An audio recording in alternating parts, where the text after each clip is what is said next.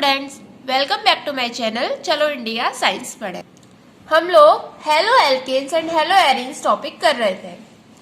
इस चैप्टर में अब कुछ छोटे छोटे से टॉपिक बचे हुए हैं, तो इस वीडियो में हम उन सबको कवर करेंगे। हमारा पहला टॉपिक है ऑर्गेनोमेटेलिक कंपाउंड। तो चलो समझते हैं ऑर्गेनोमेटेलिक कंपाउंड्स क्या होते हैं। ऑर्गेनोमेटेलिक कंपाउंड्स वो होते हैं जिनके अंदर कार्बन और मेटल के बीच में बॉन्ड हो। फॉर एग्जाम्पल ये कंपाउंड देखो, इसमें क्या है, कार्बन और मैग्नीशियम मेटल के बीच में बॉन्ड है, तो इस कंपाउंड को बोलेंगे ऑर्गेनोमेटेलिक कंपाउंड।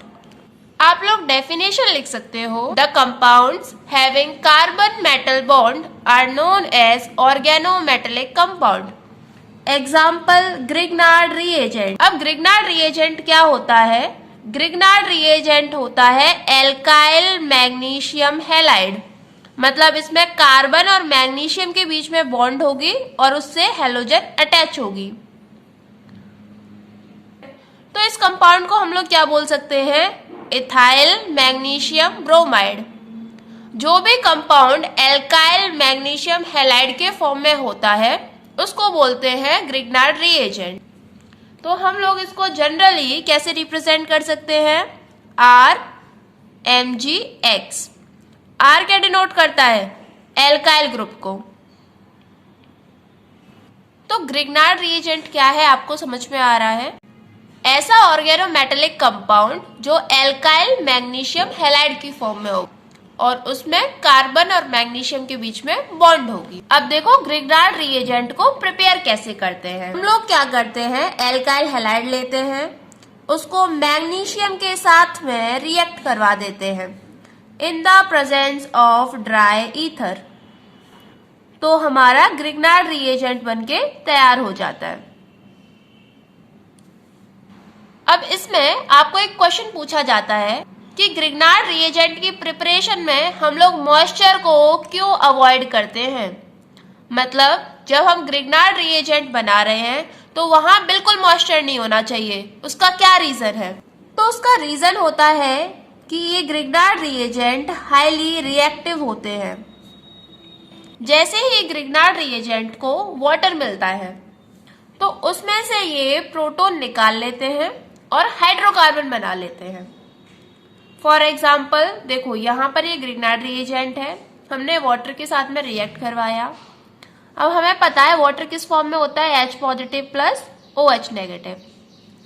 तो यहाँ से ये बॉन्ड टूटेगी और रिएक्शन कैसे प्रोसीड करेगी? CH3CH3। ये कार्बन हाइड्रोजन को ले लेगी और मैग्नीशियम नेगेटिव के साथ में प्लस MgOH Br। यानी जब भी हम किसी ग्रिग्नार्ड रिएजेंट को वाटर के साथ रिएक्ट करवाएंगे तो ये हाइड्रोकार्बन बना लेता है। इस वजह से जब भी ग्रिग्नार्ड रिएजेंट बनाया जाता है तो ये ध्यान में रखा जाता है कि वहां बिल्कुल भी मॉइस्चर ना हो।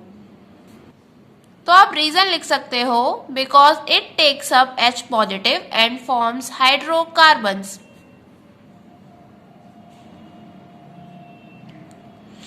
अब नेक्स्ट हम लोग समझते हैं रिएक्शन ऑफ हेलो एरीन्स। अभी तक हम लोगों ने हेलो एल्केन्स की रिएक्शन पढ़ी थी। हेलो एल्केन्स की मेन कैरेक्टरिस्टिक रिएक्शन कौन सी होती है? Nucleophilic substitution reaction. Strong nucleophile weak nucleophile को रिप्लेस कर देता है। अब हम लोग पढ़ेंगे हेलो एरीन्स की रिएक्शन। सबसे पहली न्यूक्लियोफिलिक सब्स्टिट्यूशन। तो देखो, aryl halide nucleophilic substitution reaction बहुत ही कम दिखाते हैं। इनकी मेन कैरेक्टरिस्टिक रिएक्शन होती है इलेक्ट्रोफिलिक सब्स्टिट्यूशन। अब ये न्यूक्लियोफिलिक सब्स्टिट्यूशन क्यों कम दिखाते हैं, उसके रीजन देखते हैं, ये आपसे पूछे जाते हैं। तो इसका सबसे पहला रीजन है पार्शियल डबल बॉन्ड कैरेक्टर। देखो, ये हमारी हेलो एरीन है, क्लोरोबेंजीन। मान लेते हैं KOH से रिएक्ट करवाया, न्यूक्लियोफिलिक सब्स्टिट्यूशन में क्या हो जाता है? क्लोरीन हट जाएगा, OH आ जाएगा। लेकिन यहाँ क्यों ये पॉसिबल नहीं है? क्योंकि यहाँ क्लोरीन और इस कार्बन के बीच में पार्शियल डबल बॉन्ड कैरेक्टर है। पार्शियल डबल बॉन्ड कैरेक्टर हम पिछले वीडियो में बहुत अच्छे से डिस्कस कर चुके हैं क्योंकि रेजोनेंस होगी, यहाँ पर रेजोनेंस होती है तो कभी ये बॉन्ड सिंगल कभी डबल, इसी को बोलते थे पार्शियल डबल बॉन्ड कैरेक्टर। तो सोचो, ये बॉन्ड कभी सिंगल कभी डबल, कभी सिंगल कभी डबल, तो ये सिंगल से तो स्ट्रांग है लेकिन डबल बॉन्ड से वीक है। अब न्यूक्लियोफिलिक सब्स्टिट्यूशन में होता क्या है, ये बॉन्ड टूट जाएगी, क्लोरीन चला जाएगा, OH नया बॉन्ड बना लेगा यहाँ पर।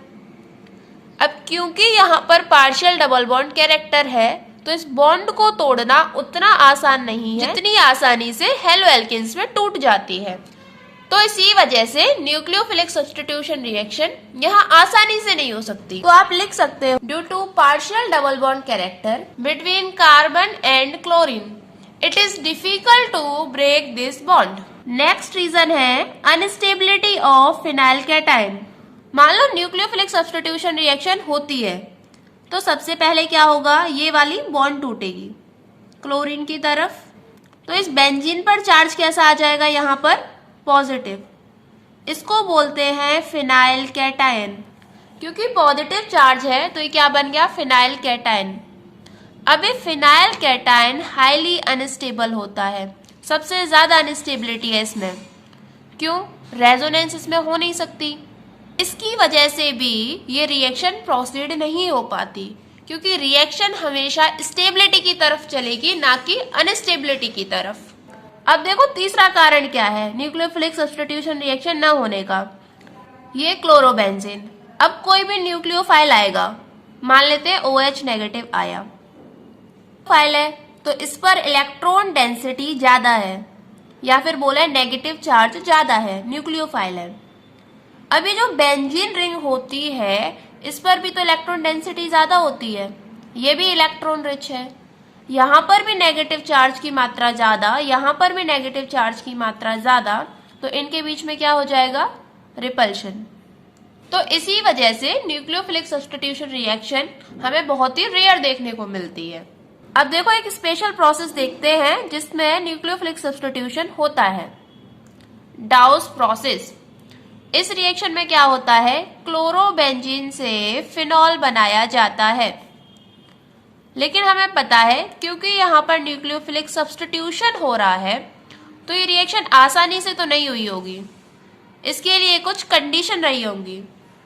अब इसमें कंडीशन क्या होती है, ये रिएक्शन होती है in the presence of NaOH solution, temperature 623 kelvin and pressure 300 atm।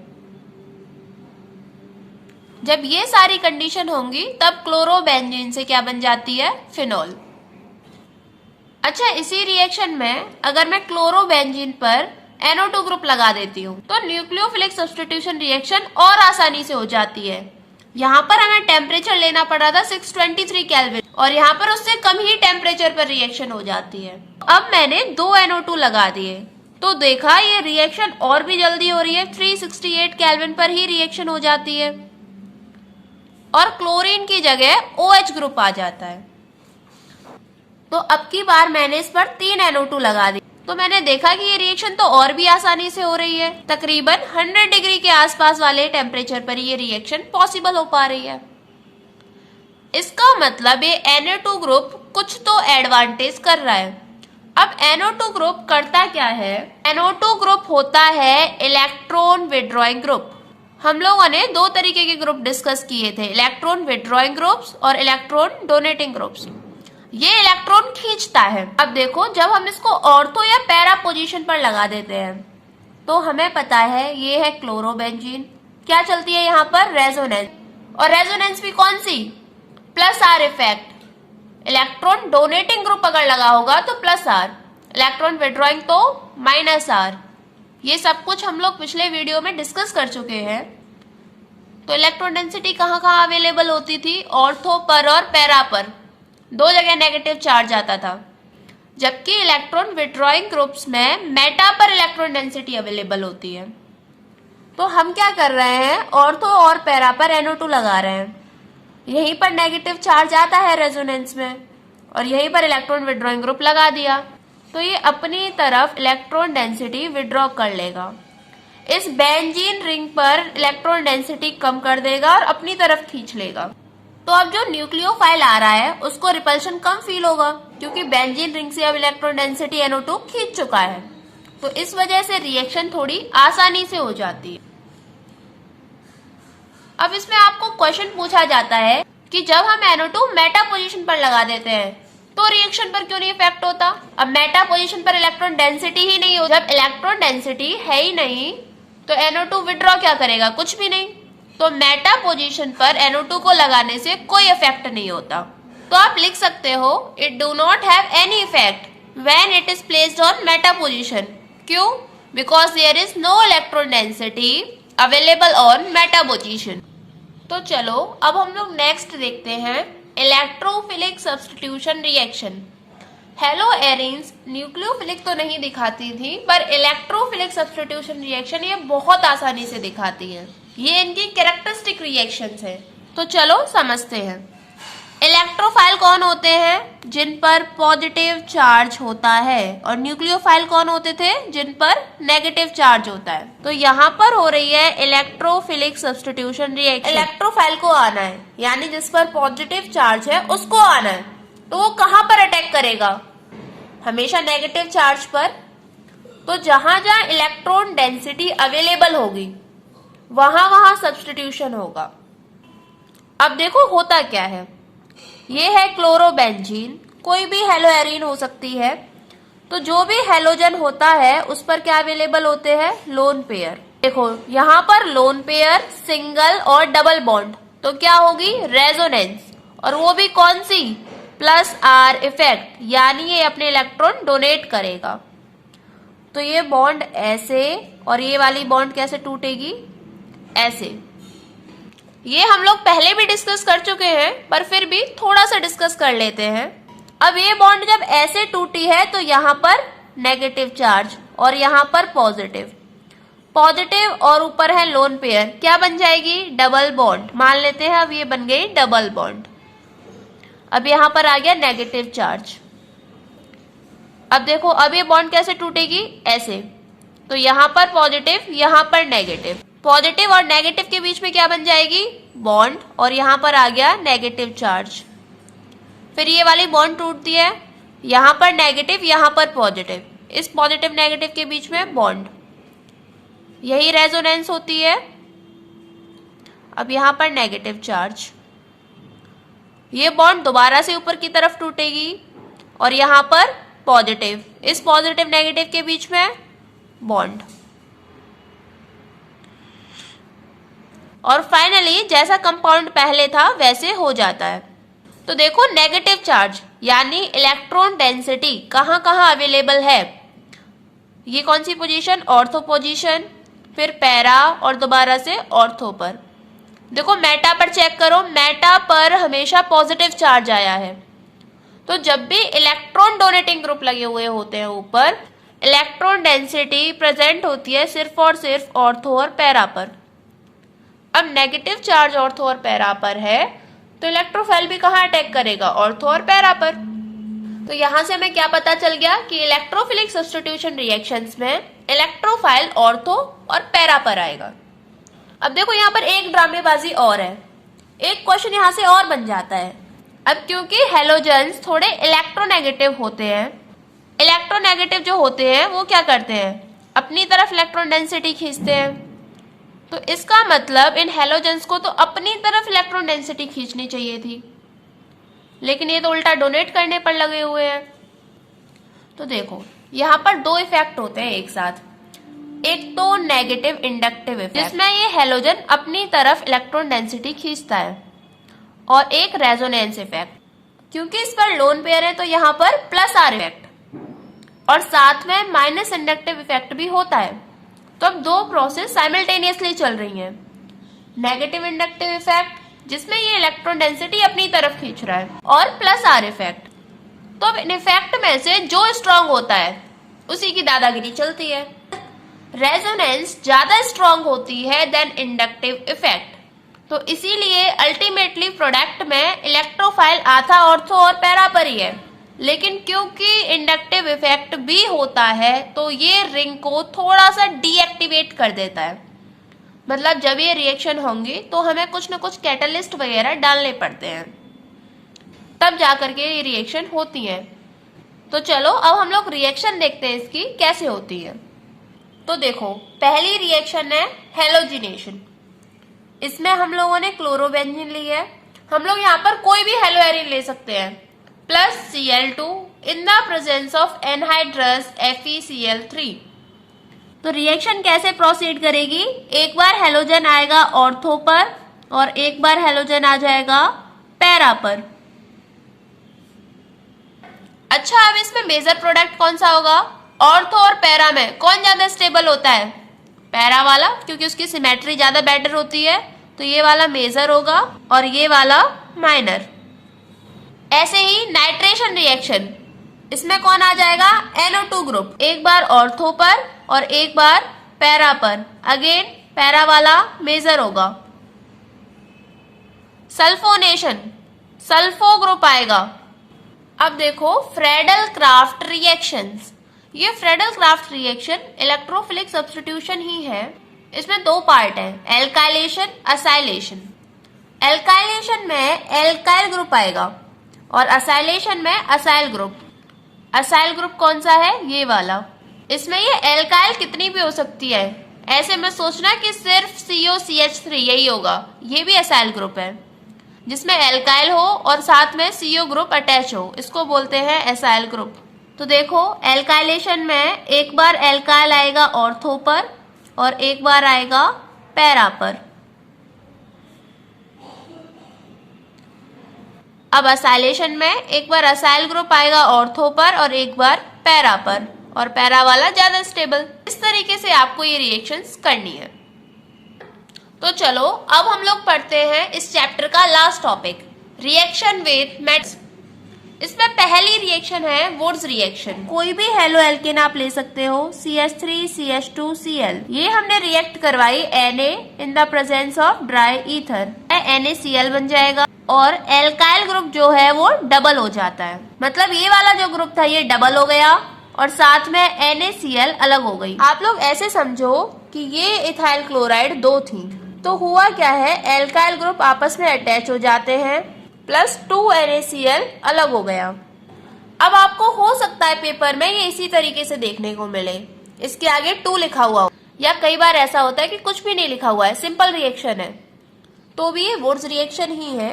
क्योंकि रिएक्शन में एक मॉलिक्यूल तो रिएक्ट करेगा नहीं, कई सारे मॉलिक्यूल होते हैं, तो इथाइल क्लोराइड आपस में रिएक्ट कर जाते हैं। अब ऐसे ही देखो फिग रिएक्शन, इसमें क्या होगा, हेलो एरिन होगी, मान लेते हैं क्लोरोबेंजीन है, प्लस Na। अब हो सकता है आपको एक और हेलो एरिन बना के दे दे, या फिर पहले की तरह ही आगे 2 लिख दे, कैसे भी दे सकता है इन रिएक्शंस को। एन ये भी same, in the presence of sodium dry ether. Reaction कैसे प्रोसीड करती है, NaCl अलग हो जाए, प्लस जहां ये हेलोजन अटैच है, ये वाली कार्बन और ये वाली कार्बन आपस में अटैच हो जाएंगी। यहां पर एल्काइल ग्रुप डबल हुआ था, यहां पर अराइल ग्रुप डबल हो जाता है। इसको बोलते हैं बाईफिनाइल या फिर डाईफिनाइल भी बोल देते हैं। प्लस 2 NaCl, ये अलग हो गया। अब देखो वुड्स फिटिक रिएक्शन, ये अल्काइल ग्रुप की रिएक्शन थी, ये अराइल ग्रुप की, ये दोनों के कॉम्बिनेशन की, CH3 CH2 Cl plus chlorobenzene in the presence of sodium dry ether. तो रिएक्शन कैसे प्रोसीड करेगी, जहां पर हेलोजन अटैच है, इस कार्बन से ये वाली कार्बन, जिस कार्बन पर ये हेलोजन अटैच है वो वाली कार्बन ये इस पर अटैच हो जाती है, CH2 CH3 प्लस 2 NaCl। समझ में आ रही है आपको रिएक्शन कैसे करनी है। तो यहाँ पर आपका ये चैप्टर होता है समाप्त। आगे हम लोग इसकी एक्सरसाइज डिस्कस करेंगे, लेकिन उसको करने से पहले आपको क्या करना है, एक बार पूरा चैप्टर पढ़ लेना है और जितनी भी रिएक्शन है उनको लास्ट वाले पेज पर लिख लो, सिर्फ रिएक्शन, और सारी रिएक्शन आपको एक ही पेज पर लिख लेनी है, छोटी छोटी सारी रिएक्शन लिख लो। तो इससे क्या होगा, आप लोग रिएक्शन का क्विक रिवीजन कर पाओगे। तो अब आप लोग एक बार ये पूरा चैप्टर रिवाइज कर लो। नेक्स्ट वीडियो में हम इसकी एक्सरसाइज डिस्कस करेंगे। So thank you students, and for your notes kindly check the Telegram channel चलो इंडिया साइंस पढ़े। Thank you.